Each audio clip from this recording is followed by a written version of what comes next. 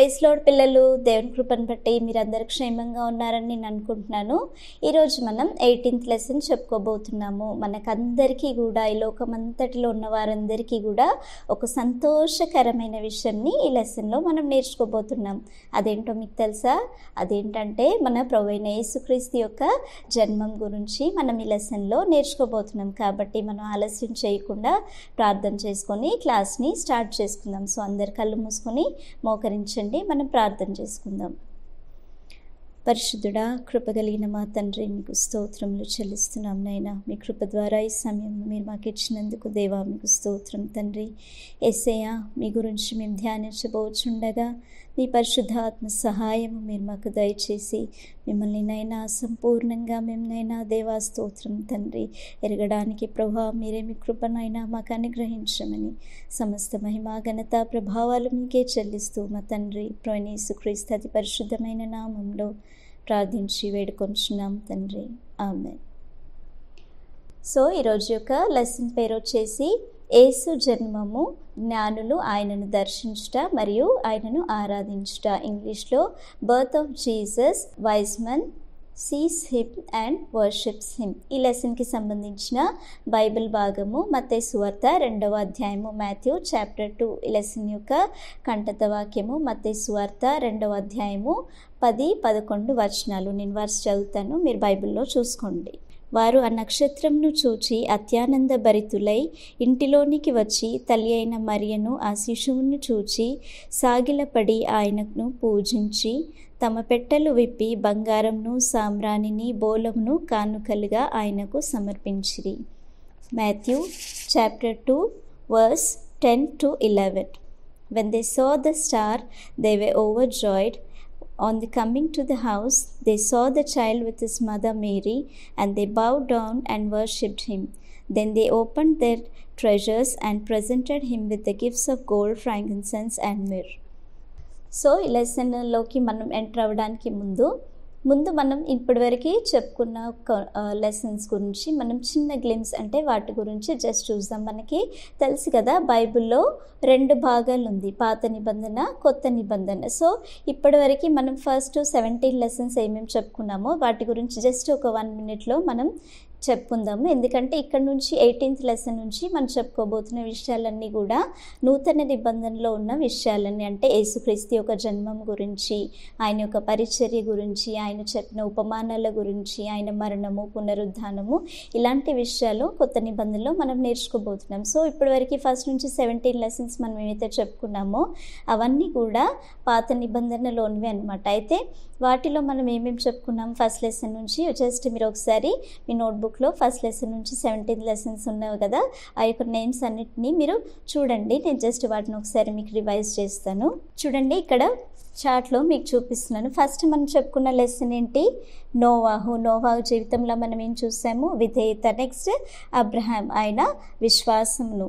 తర్వాత యాకోబు ఏం చేశాడు? దేవుని యందు పట్టుదల కలిగి దేవుని చేత ఆశీర్వదింపబడి ఇజ్రాయెల్గా మారాడు. యోసేపు ప్రేమించేవాడు, అతడు తన సహోదరులు అతన్ని మోసం చేసినప్పటికీ కూడా అతడు ప్రేమించే వ్యక్తిగా ఉన్నాడు. నెక్స్ట్ మోషే, అతడు బలహీనవాడైనప్పటికీ కూడా దేవుని యందు ఆధారపడి ఇజ్రాయెల్ ప్రజల్ని ఐగుప్తు నుంచి విడిపించాడు. నెక్స్ట్ యెహోషువ, కాలేబు, వారు ఏం చేశారు? వాగ్దాన దేశం గురించి ఒక విశ్వాసం కలిగి దేవుని సంతోషపరిచే బిడ్డలుగా ఉన్నారు కదా. నెక్స్ట్ మనం దెబోరా గురించి చూసాం. దెబోరా గురించి మనం ఏం నేర్చుకున్నాము?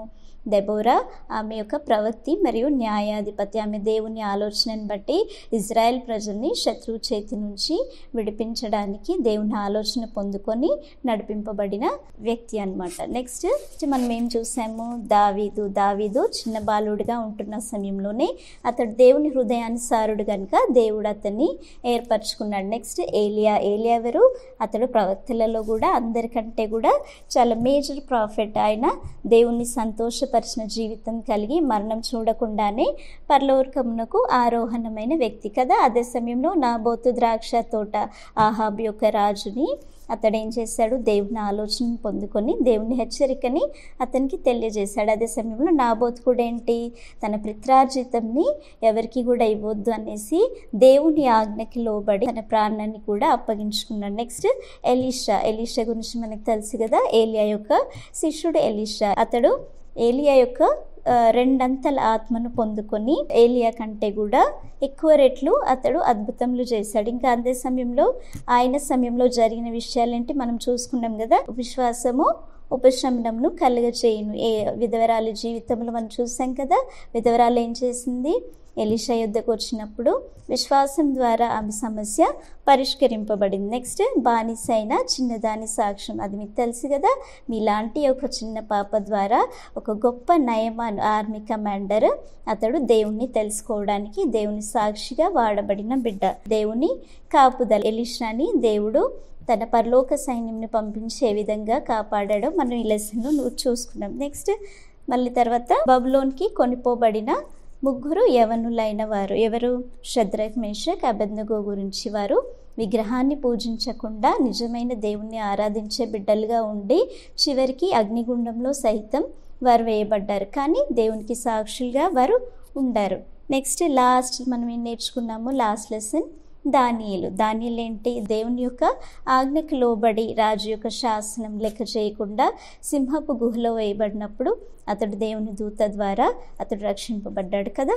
ఈ లెసన్స్ అన్నీ మీకు క్లియర్గా అర్థమైంది కదా. సో మనం లాస్ట్ 17 లెసన్స్లో ఓల్డ్ టెస్ట్మెంట్కి సంబంధించిన ఈ లెసన్స్ అన్నీ మనం నేర్చుకున్నాం. అయితే ఈ లెసన్స్ మనం ఎందుకు నేర్చుకున్నాము? ఒక హిస్టారికల్గా, అంటే ఏదో చరిత్ర మనకి గుర్తుండాలి, ఒక వ్యక్తి మనకి గుర్తుండాలి అని కాదు, కానీ వారి ద్వారా దేవుడు మనకి నేర్పిస్తున్న విషయాలు ఏంటో మనం నేర్చుకున్నాం కదా. కాబట్టి జస్ట్ అది స్టోరీగానే కాదు, కానీ వారి జీవితంలో మనం నేర్చుకున్న ముఖ్యమైన ఆత్మీయ విషయాలు ఏంటి, వారి జీవితంలో దేవుడు ఏ విధంగా పనిచేశాడు, వాటన్నిటిని మనం గ్రహించి దాని ప్రకారంగా మనం నడుచుకోవాలి. సో ఇప్పుడు మనము 18th లెసన్ చెప్పుకోబోతున్నాం. సో లాస్ట్ లెసన్ మనం ఏం నేర్చుకున్నామో మీకు అందరికీ జ్ఞాపకం ఉంది కదా. సింహాల గుహలో వేయబడిన దానియేలు గురించి మనం నేర్చుకున్నాం కదా. దర్యావేషు రాజు దానియేలుని తన రాజ్యం అంతటి మీద నియమించాలనుకున్నప్పుడు ఆ విషయం తెలిసిన అధికారులు, ప్రధానులు దానియేలుకి విరోధంగా శాసనం చేయించి ఏ మనుషునికే కానీ దేవునికే కానీ ఎవరు కూడా ప్రార్థన చేయకూడదు 30 రోజులు అనేసి అలా శాసనం చేయిస్తారు. కానీ ఆ శాసనం తెలిసినప్పటికీ కూడా దానియేలు రోజుకి 3 సార్లు దేవునికి ప్రార్థన చేస్తాడు. ఆ విషయము అధికారులు, ప్రధానులు రాజుతో చెప్పి రాజు ద్వారా దానియేలుని బలవంతంగా సింహాల గుహలో వేయిస్తారు. కానీ దానియేలు నిర్దోషి అయిన కారణాన్ని బట్టి దేవుడు ఏం చేస్తాడు? తన దూతను పంపించి సింహములు ఎటువంటి హాని చేయకుండా దానియేలుని కాపాడుతాడు. సో లాస్ట్ లెసన్లో మనం నేర్చుకున్నాం కదా. ఇప్పుడు ఈ లెసన్లో మనం ఏం నేర్చుకోబోతున్నాం? మీకు ఇందాక చెప్పాను కదా, యేసయ్య యొక్క జననం గురించి మనం ఈ లెసన్లో నేర్చుకోబోతున్నాం. ఆయన జననం అంటే బర్త్ ఆఫ్ జీసస్, అది ఒక విశేషమైన సంఘటన అనమాట. చాలా విశేషమైనది. ఎందుకు తెలుసా? ఎందుకంటే యేసయ్య దేవుడై ఉన్నప్పటికీ కూడా ఈ లోకంలో జన్మించాడనమాట. ఎందుకంటే ఇప్పుడు యేసయ్య పరలోకంలో ఒక గొప్ప మహిమతో ఉండి దివారాత్రములు కూడా దేవదూతల చేత స్తుతిగానములు చేయబడుతూ ఉన్న దేవుడు. కానీ అంత మంచి స్థానంను విడిచిపెట్టుకొని ఈ లోకంలో ఆయన రావడానికి గల కారణం ఏంటో మనం ఈ లెసన్లో చూడబోతున్నాం. సో ఆయన జన్మించినప్పుడు కొన్ని విశేషమైన సంఘటనలు జరిగాయి. అందులో ఒకటి మనం ఈరోజు నేర్చుకోబోతున్నాం. ఇంకా అదే సమయంలో యేసు జన్మం ఎందుకు విశేషణమైందంటే ఆయన గురించి, అంటే యేసు ప్రభు జన్మించబోతున్నాడు, కన్యక గర్భం ద్వారా అతడు జన్మిస్తాడు. అదే సమయంలో పాపులను రక్షించుటకు ఆయన లోకంలోనే జన్మించబోతున్నాడు, బెత్లెహేంలో ఆయన పుడతాడు అనేసి ముందుగానే పాత నిబంధనలో అనేక ప్రవక్తల ద్వారా యేసు గురించి ప్రవచింపబడింది. ప్రవచనము ఆయన గురించి రాయబడి ఉంది. ప్రవచనం అంటే మీకు తెలుసా? ప్రవచనం అంటే ఇప్పుడు ప్రజెంట్ ఉన్న సిచ్యువేషన్ గురించి కానీ రాబోయే విషయాల గురించి కానీ ఏవైతే తెలియని విషయాలు ఉంటాయో అవి దేవుని ఆత్మ ద్వారా తెలియజేయబడమే ప్రవచనం అన్నమాట. ఆ విధంగా యేసుక్రీస్తు గురించి అనేక ప్రవచనములు రాయబడి ఉన్నాయి. ఇంకా లాస్ట్లో ఎందుకు ఆయన జన్మం విశేషమైందంటే, ఇప్పుడు మన ఇంట్లో మనం పుట్టామనుకోండి, చిన్నపిల్లలు పుట్టినప్పుడు వారి ఫ్యామిలీ మెంబర్స్కి చాలా సంతోషం, వాళ్ళ కుటుంబంలో మమ్మీ డాడీకి, ఫ్యామిలీ మెంబర్స్కి, రిలేటివ్స్కి చాలా సంతోషం కదా. మా ఇంట్లో ఒక బాబు పుట్టాడో పాప పుట్టాడో అని చాలా సంతోషపడతారు కదా. కానీ యేసు జన్మించినప్పుడు లోకంలో ఉన్న ప్రతి ఒక్క ఒక్కరికి కూడా అది చాలా సంతోషకరమైన విషయం. ఎందుకో దాని గురించి మనం లాస్ట్లో నేర్చుకోబోతున్నాం. సో ఇప్పుడు మనం లెసన్ని స్టార్ట్ చేసుకుందాము. యేసు యూదయలోని బెత్లెహేంలో జన్మించాడనమాట. ఆయన లోకంలో ఉన్నప్పుడు ఆయన తల్లిదండ్రులు మరియా, యోసేపు. అయితే ఆయన పుట్టినప్పుడు అక్కడ ఉన్న రాజు ఎవరంటే హేరోదు రాజు అనమాట. సో ఆయన పుట్టినప్పుడు జరిగిన ఒక విశేషమైన సంఘటన ఏంటంటే, తూర్పు దేశపు జ్ఞానులకి ఆకాశంలో ఒక వింతైన ప్రకాశమైన నక్షత్రం కనబడుతుంది. అన్ని స్టార్స్ కంటే కూడా అది చాలా డిఫరెంట్గా ఒక ప్రకాశవంతంగా కనబడుతుంది అనమాట. ఒక రాయల్ స్టార్, ఒక గ్లిటరింగ్ స్టార్. అది చూసి వారికి చాలా ఒక ఆశ్చర్యం, ఒక అద్భుతం, ఒక వింతగా కనబడుతుంది. ఏంటి ఇంత మంచి నక్షత్రం ఏంటి అనేసి వాళ్ళు దాన్ని పరిశీలిస్తారు. యాక్చువల్గా జ్ఞానుల యొక్క పని ఏంటి, వాళ్ళు ఆస్ట్రాలజీ అంటే స్పేస్ గురించి, స్టార్స్, సన్, మూన్ వాటన్నిటి గురించి వాళ్ళు స్టడీ చేస్తూ ఉంటారనమాట. సో ఈ నక్షత్రం గురించి వాళ్ళకి స్టడీ చేసినప్పుడు వాళ్ళకి ఏమర్థమవుతుందంటే, ఒక ప్రాంతంలో రాజు జన్మించాడు, అదొక రాయల్ స్టార్, అంటే రాజు జన్మించేదాన్ని సూచిస్తుంది అనేసి వారికి అర్థమైపోతుంది. సో వాళ్ళకి ఒక ఆతురత ఉంటుంది, ఒక యాంగ్జైటీ ఉంటుంది. రాజు అన్నప్పుడు గొప్ప వ్యక్తి కదా.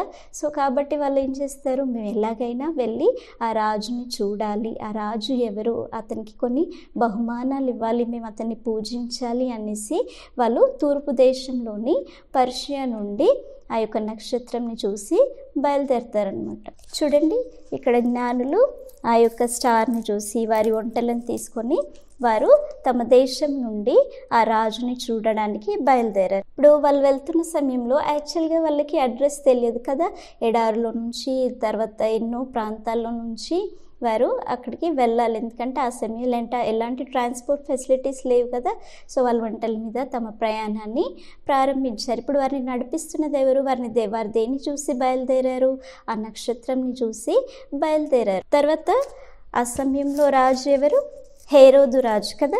సో ఇప్పుడు వాళ్ళు లాస్ట్కి వచ్చేసి ఎక్కడికి వచ్చారు, హేరోదు రాజు దగ్గరికి వచ్చాడు. ఎందుకంటే జనరల్గా రాజు ఎక్కడ పుడతాడు, రాజు ఏదైనా ఒక మామూలు స్థలంలోనో ఇంకా ఏదో చిన్న పేదవారింట్లోనో పుడతాడా, అలా కాదు కదా. రాజు పుట్టేది ఎక్కడ, రాజభవనంలో పుడతాడు. కంపల్సరీ ఆ యొక్క కన్ఫర్మేషన్తో వాళ్ళు ఎక్కడికి వస్తారు, రాజు అయిన హేరోదు దగ్గరికి వచ్చేసి, యూదుల రాజుగా పుట్టినవాడు ఎక్కడున్నాడు, మేము తూర్పు దేశంలో ఆయన నక్షత్రంని చూసి మేము ఆయనని పూజించాలి వచ్చాము అనేసి రాజుకి చెప్తారు. అలా చెప్పినప్పుడు హేరోదు రాజులో ఒక కలవరం మొదలవుతుంది. అక్కడ ఉన్న ప్రజలకి కూడా ఒక కలవరం మొదలవుతుంది. ఎందుకంటే రాజభవనంలో ఎటువంటి రాజు పుట్టలేదు. యేసు పుట్టింది ఎక్కడ, ఒక పశువుల పాకలో పుడతాడైనా. సో ఇప్పుడు రాజభవనంలో ఏ రాజు కూడా జన్మించలేదు. అయితే ఇప్పుడు హేరోదు కలవరపడిపోయి ఏం చేస్తాడు, అక్కడ ఉన్నటువంటి ప్రధాన యాజకులని, శాస్త్రులని పిలిపించి క్రీస్తు ఎక్కడ పుడతాడు అని రాయబడి ఉంది అనేసి వారిని అడుగుతారు. సో వాళ్ళు ఏం చెప్తారంటే, అవును, క్రీస్తు యూదయ దేశంలోని బెత్లెహేంలోనే పుడతాడు. ఎందుకంటే బెత్లెహేంలో నుంచి ఇజ్రాయెల్ ప్రజల్ని ఏలునాధిపతి వచ్చును అని ప్రవక్తల ద్వారా ముందుగానే రాయబడి ఉంది అనేసి చెప్తారు. ఇంకా అతనిలో కన్ఫ్యూజన్. ఎందుకంటే ఒక రాజుకి తాను కాకుండా ఇంకొక రాజు ఉండాలని ఇంటెన్షన్ ఎప్పుడు కూడా ఉండదు కదా. సో అతనికి అమ్మో ఇంకా నేను రాజుగా ఉండనేమో అన్న ఒక భయం మొదలై ఉంటుంది కదా. సో అప్పుడు హేరోదు రాజు ఏం చేస్తాడు, వారిని జ్ఞానులని రహస్యంగా పిలిపించి ఎప్పుడు ఆ నక్షత్రం కనబడిందో వారి ద్వారా తెలుసుకొని ఇంకేం చెప్తాడంటే, సరే మీరు వెళ్ళి ఆ శిశువు ఎక్కడున్నాడో జాగ్రత్తగా తెలుసుకోండి, ఎందుకంటే నేను కూడా వచ్చి ఆ రాజైన శిశువుని నేను కూడా పూజిస్తాను అనేసి అలా అబద్ధం చెప్తాడు. యాక్చువల్గా హేరోదు రాజు ఇంటెన్షన్ ఏంటి, శిశువుని పూజించాలని కాదు, కానీ ఎలాగో ఒకలాగా ఆ శిశువు ఎక్కడున్నాడో తెలుసుకొని అతనికి ఏదో ఒక హాని చేయాలని ఇంటెన్షన్తో అలా చెప్పుంటాడు కదా. సో అప్పుడు వీళ్ళు ఏం చేస్తారు, జ్ఞానులు అక్కడ రాజు దగ్గర నుండి బయలుదేరి తిరిగి వాళ్ళు బెత్లెహేమ్కి వెళ్తారనమాట. బెత్లెహేమ్కి వారి ప్రయాణాన్ని స్టార్ట్ చేస్తారు. చూడండి, ఇప్పుడు ఈ జ్ఞానులని నడిపిస్తున్న నక్షత్రం చూసారా, అది వారిని బెత్లెహేమ్ తట్టు నడిపించినప్పుడు అది ఎక్కడ ఆగుతుందంటే శిశువు ఉన్న ఇంటి పైన అది వచ్చి నిలుస్తుంది అనమాట. చూసారా, జ్ఞానులు హేరోదు యొద్ద నుండి బయలుదేరిన తర్వాత నక్షత్రం వారికి ముందుగా ఉండి వారిని నడిపిస్తుంది. చూడండి, నక్షత్రం వారిని ఎలా నడిపిస్తుందో. ఆ నక్షత్రము శిశువు ఉన్న ఇంటి మీదకి వచ్చి ఆగినప్పుడు వారి ఇంటిలోనికి వెళ్ళి ఆయనని ఆరాధిస్తారు. ఇప్పుడు జ్ఞానులు ఎక్కడికి వచ్చారు? యేసున్న ఇంటిలోనికి, రాజు అయిన శిశువు అయిన యేసున్న ఇంటి దగ్గరికి వాళ్ళు వచ్చారు. వారిని నడిపించింది ఎవరు? నక్షత్రం. ఆ నక్షత్రం స్వయంగా యేసున్న ఇంటి పైన వచ్చి నిలిచింది. అప్పుడు వారు లోపలికి వెళ్ళేసి ఇంకా మరియాని శిశువుని చూసి వారికి చాలా సంతోషం అవుతుంది. ఎందుకు తెలుసా? వాళ్ళు పర్షియా నుండి, చాలా దూర ప్రాంతం నుండి, తీర్పు దిక్కు నుండి వారు వచ్చి ఇప్పుడు వారు ఎక్కడికి వచ్చారు? యేసుని చూడడానికి వచ్చారు. మేము ప్రయాణం చేసి ఏ రాజునైతే కనుక్కోవాలనుకున్నామో ఇప్పుడు మేము ఆ రాజుని చూడగలిగాము అనేసి ఆ నక్షత్రంని యేసుని చూసి వారు చాలా ఆనందభరితులైపోతారు, అత్యానంద భరితులైతారు. మీరు మెమరీ వర్స్లో చూశారు కదా ఇందాక. వారు అత్యానంద భరితులై వారింటి లోపలికి వెళ్ళేసి వారి పెట్టెలను విప్పి ఇంకా యేసుకి సాగిలపడి ఆయనని పూజించి ఆయనకి కానుకలిస్తారు. చూడండి, వారు తమ పెట్టెలు విప్పేసి యేసుకి బోలము, సాంబ్రాణి, బంగారంని కానుకలుగా ఇచ్చి ఆయన్ని పూజించి ఆరాధించి సంతోషపడతారు. చూస్తున్నారు కదా, ఇప్పుడు వాళ్ళు ఎంతో ఆనందంగా ఉన్నారు కదా. వారి ప్రయాణం ఇప్పుడు సక్సెస్ అయిపోయింది. ఏ రాజునైతే చూడాలనుకున్నారో ఇప్పుడు వాళ్ళు ఆ రాజును చూసేశారు. తర్వాత దేవుని ద్వారా వారికి కళ్ళలో ఒక విషయం చెప్పబడుతుంది అనమాట. మీరు తిరిగి హేరోదు యొద్దకు వెళ్ళొద్దు, మీరు వేరే ప్రాంతంలో మీ ప్రాంతానికి వెళ్ళిపోండి అనేసి, వేరే మార్గంలో వెళ్ళిపోండి అనేసి దేవుని ద్వారా చెప్పబడినప్పుడు ఇంకా జ్ఞానులు హేరోదు రాజు దగ్గరికి వెళ్ళకుండా తిరిగి వారి దేశానికి వేరే మార్గం గుండా ప్రయాణమై వెళ్ళిపోతారు. ఇంకా అదే సమయంలో ఇప్పుడు హేరోదు కూడా చాలా కోపంగా ఇప్పుడు ఏదో చేయాలనే ఇదిలో ఉన్నారు కదా. సో అప్పుడు దేవుడు, తనకి అన్ని విషయాలు ముందే తెలుసు కాబట్టి దేవుడు దూత ద్వారా కలలో యోసేపుతో మాట్లాడి యోసేపుతో ఏమని చెప్తారంటే, శిశువుని చంపడానికి హేరోదు రాజు చూస్తున్నాడు కాబట్టి నువ్వు శిశువుని తల్లిని కూడా తీసుకొని ఐగుప్తుకి పారిపో, నేను చెప్పేవారికి కూడా నువ్వు అక్కడే ఉండు అనేసి అతనికి చెప్పబడుతుంది అనమాట కళలో. అప్పుడు యోసేపు అదే రాత్రి ఏం చేస్తాడు? మరియాని ఇంకా శిశువుని తీసుకొని ఐగుప్తుకి బయలుదేరి వెళ్ళిపోతాడనమాట. ఇప్పుడు రాజైన హేరోదు పరిస్థితి ఎలా ఉంది? అతడు ఏమనుకుంటున్నాడు? జ్ఞానులు వస్తారు, శిశువు ఎక్కడున్నారో నాకు చెప్తారు అనేసి అతడు వెయిటింగ్లో ఉన్నాడు కదా. కానీ అక్కడ దేవుడు తన ప్రణాళికలన్నిటినీ తారుమారు చేశాడు. జ్ఞానులు రాలేదు, శిశువు ఎక్కడున్నాడో అతనికి వాళ్ళు చెప్పలేదు. కాబట్టి అతడు ఏం గ్రహిస్తాడు? ఇంకా నేను మోసపోయాను, జ్ఞానులు నన్ను అవమానపరిచారు, నేను రమ్మంటే కూడా వాళ్ళు రాలేదు అనేసి అతనికి చాలా కోపం వస్తుంది. ఫస్ట్ ఆఫ్ ఆల్ అయినా ఎందుకంటే కోపంలో ఉన్నాడు, నాకు బదులుగా ఒక రాజు జన్మించాడా అన్న ఒక ఉద్దేశంలో ఉన్నాడు కదా. ఇంకా వాళ్ళు కూడా తిరిగి రాకపోయేసరికి ఇంకా అతనికి చాలా కోపం వచ్చేసి ఏం చేస్తాడంటే, నక్షత్రం ఎప్పుడు కనబడిందో జ్ఞానులు అతనికి ముందు చెప్పారు కదా, ఆ కాలం నుంచి ఇప్పుడు జరిగిన టైం వరకు అతడు ఆ టైం గ్యాప్ అంతా క్యాల్కులేట్ చేసుకొని ఏం చేస్తాడంటే, బెత్లెహేంలోని దాని సకల ప్రాంతంలోని 2 సంవత్సరాలు మొదలుకొని తక్కువ వయసు గల మగ పిల్లలందరినీ కూడా చంపేస్తాడు. వాళ్ళ తల్లిదండ్రులకు పాపం ఎంత బాధ వస్తుంది కదా చిన్న పిల్లలు చంపబడినప్పుడు. ఈ క్రూరమైన ఆలోచనతో హేరోదు రాజు చిన్న పిల్లలను కూడా చూడకుండా ప్రతి చిన్న బిడ్డనందరినీ కూడా చంపిపించేశారు కదా. ఇంకా అదే సమయంలో ఇంకా అతను ఏమనుకుంటాడంటే, ఈ చంపబడిన పిల్లల్లో యేసు కూడా ఉంటాడులే అనేసి అతడు అలా అనుకుంటాడు. అలా కొన్ని రోజుల తర్వాత హేరోదు రాజు చనిపోతాడు. చనిపోయిన తర్వాత మళ్ళీ ప్రభువు దూత యోసేపుతో మాట్లాడి, ఇంకా హేరోదు రాజు చనిపోయాడు కాబట్టి తిరిగి నువ్వు మరియాని ఇంకా శిశువుని తీసుకొని ఇజ్రాయెల్ దేశంకు వెళ్ళు అని చెప్పినప్పుడు యోసేపు అదేవిధంగా చేస్తాడు. కానీ అక్కడ యూదయ దేశంని హేరోదు రాజైన కుమారుడు అర్కెలయ అక్కడ ఏలుబడి చేస్తున్నాడు అని తెలిసినప్పుడు యోసేపులో ఒక భయం కలుగుతుంది. భయం కలిగినప్పుడు తిరిగి దేవుడు అతనికి ఆలోచన ఇస్తాడు, సరే నువ్వు గలిలయ ప్రాంతంలోని నజరేతు ప్రాంతానికి మరియాని ఇంకా శిశువుని తీసుకొని అక్కడ వెళ్ళి అక్కడ ఉండు అని చెప్పినప్పుడు ఇంకా యోసేపు మరియాని శిశువుని తీసుకెళ్ళి ఆ యొక్క నజరేతు ప్రాంతంలో నివాసం చేస్తాడనమాట. కాబట్టి అందుకని యేసుక్రీస్తుని నజరేయుడు అని అంటారు కదా. నజరేయుడు అని అతడు ఆ నజరేతు ప్రాంతంలో ఉన్న కారణాన్ని బట్టి నజరేయుడు అని పిలువబడతాడు. చూసారా దేవుడు ఏ విధంగా ఈ యొక్క యేసుని ఏ విధంగా కాపాడాడు కదా. హేరోదు యొక్క చెడ్డ ప్రణాళికల నుండి దేవుడే స్వయంగా యేసు యొక్క జననం గురించి అందరికీ తెలియజేస్తూ ఇంకా అదే సమయంలో ఇంకా అతన్ని కాపాడుతూ వచ్చాడు కదా. ఈ లెసన్ మీకు అందరికీ అర్థమైందని నేను అనుకుంటున్నాను.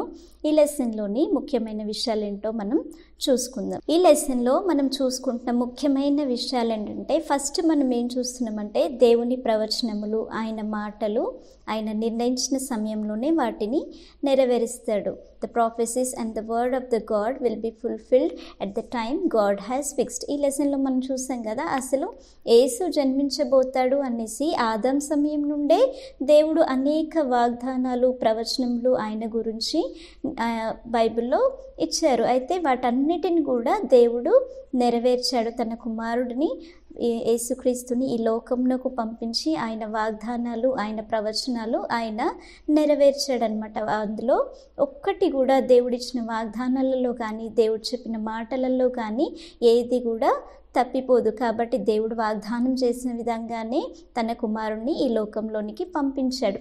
సెకండ్ మనం ఏం చూస్తున్నామంటే యేసు ఈ లోకంలోనికి వచ్చి మానవుని విడిపించడమే దేవుని యొక్క ప్రణాళిక. ఆ ప్రణాళిక ప్రకారంగానే దేవుడు యేసుని ఈ లోకానికి పంపించాడు. As per God's plan God has sent Jesus to deliver the man. అంటే ఆయన తన ప్రణాళిక చొప్పునే యేసుని ఈ లోకానికి పంపించాడు. యేసయ్య ఈ లోకంలోనికి ఎందుకు వచ్చాడు? మానవుని విడిపించడానికి అంటే ఎక్కడి నుంచి విడిపించడానికి? పాపం నుంచి మనల్ని విడిపించడానికి. ఎందుకంటే పాపం నుంచి మనల్ని ఎవరు విడిపిస్తారు? మనల్ని మనం విడిపించబడతామా? విడిపించుకోలేం కదా. కాబట్టి మనల్ని పాపం నుంచి విడిపించి మనల్ని రక్షించడానికి, అనిత్యమైన నరకంలోనికి మనం వెళ్ళకుండా ఉండడానికి మన కోసం యేసయ్య ఈ లోకానికి వచ్చి శిలువ మరణం పొందుకున్నాడు. అది ఒక దేవుని ప్రణాళికని, దేవుని ఆలోచన ప్రకారంగానే ఇవన్నీ జరగబడ్డాయి అన్నమాట. కానీ సాతాను ఉద్దేశం ఏంటి? మనం పాపం నుంచి విడుదల పొందుకోవద్దు, మనం పాపంలోనే జీవిస్తూ నరకంలోనికి వెళ్ళిపోవాలని సాతాను ఆ విధంగా ప్రయత్నం చేస్తుంది. చూశారు కదా, ఇక్కడ లెసన్లో మనం చూస్తున్నాం కదా, యేసుని చంపించడానికి హేరోదు ద్వారా సాతాను పనిచేసిందంటే మానవుడు రక్షణ పొందుకోవద్దు, నరకం నుంచి విడిపించబడొద్దు అనేసి యేసు పుట్టిన సమయంలోనే హేరోదు ద్వారా యేసుని చంపించడానికి సాతాను ప్రణాళికలు వేసుకుంది కదా. కానీ దేవుడు ఆ విధంగా జరగనించలేదు. సాతాను యొక్క ప్రణాళికలన్నిటిని కూడా దేవుడు ఓడించేశాడు కదా. ఈ లెసన్లో మనం అదే చూస్తున్నాం కదా. సో లాస్ట్ ఇంకా మనం ఏం చూస్తున్నామంటే Jesus is the king of kings. ఆయన రాజులకు రాజు, ఆయన ఆరాధనకు యోగ్యుడు కదా. ఈ లెసన్లో మనం చూస్తున్నాం కదా. అసలుగా యేసు రాజుగా పుట్టాడు అనేసి అక్కడ జ్ఞానులు వచ్చారు కదా. అయితే రాజుగా అంటే ఇప్పుడు మనం ఈ లోకంలో అనేక రాజులను మనం చూస్తున్నాం కదా. వారి రాజులు కానీ మరి హిస్టరీలో కానీ బైబిల్లో కానీ మనం అనేక రాజులను మనం చూస్తున్నాం. ఏ రాజు కూడా శాశ్వతంగా ఉన్నాడా? మరణించకుండా ఆయన ఉండడం కానీ వారి రాజ్యం ఉండడం కానీ మనం ఎక్కడైనా చూస్తున్నామా? కానీ యేసు రాజుగా వచ్చాడంటే అసలు ఈ లోకంలో రాజుగా ఉండడానికి వచ్చాడా? కాదు కదా. యేసయ్య మన హృదయంలో రాజుగా ఉండడానికి వచ్చాడు. ఆయన మన రాజు. మనం ఆయనని హృదయంలో రాజుగా ఉంచుకోవాలి. రాజుగా ఉన్నప్పుడు ఏమవుతుంది? రాజు చెప్పినట్టే మనం నడుచుకోవాలి కదా. కాబట్టి యేసయ్య చెప్పినట్టే మనం నడుచుకోవాలి. అదే సమయంలో ఆయనది టెంపరీగా ఉండే రాజ్యం కాదు, ఆయన స్థిరంగా ఉండే రాజు. ఆయన ఎప్పుడు ఉండే రాజు. ఆయన రాజ్యం ఎప్పుడు ఉండేది పరలోకంలో.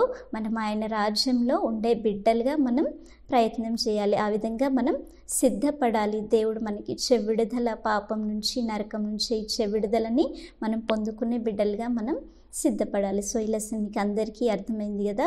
ఇందులో చెప్పబడుతున్న ప్రతి విషయంని కూడా నిజంగా మీరు ధ్యానించాలి. యేసయ్య ఎందుకు వచ్చాడు, ఎందుకు మన కొరకు ఈ లోకంలో జీవించాడు, మనలాగా ఒక శరీరం కలిగి ఎందుకు ఇక్కడ జీవించాడు అనేసి మనం ఆ రకంగా వాటిని ధ్యానిస్తూ ఉండాలి. సరేనా? ఈ లెసన్లోని యాక్టివిటీ ఏంటో మనం చూసుకుందాం. చూడండి, ఇక్కడ యాక్టివిటీ మీరు ఇదంగా చేయండి. ఒక కిరీటం, క్రౌన్ తయారు చేసి, కిరీటంని తయారు చేసి, అంటే యేసు రాజు కదా, మన రాజులకి రాజు కాబట్టి ఈ విధంగా ఒక కిరీటంని తయారు చేసి యేసే నా రాజు అనేసి రాయండి. మీరు ఇలా స్టిక్ చేసుకోండి. మీరు దీన్ని ఓపెన్ చేసినప్పుడు అది కిరీటంలా కనబడాలి. సో దీన్ని కేర్ఫుల్గా మీరు మీ బుక్లో స్టిక్ చేసుకోండి.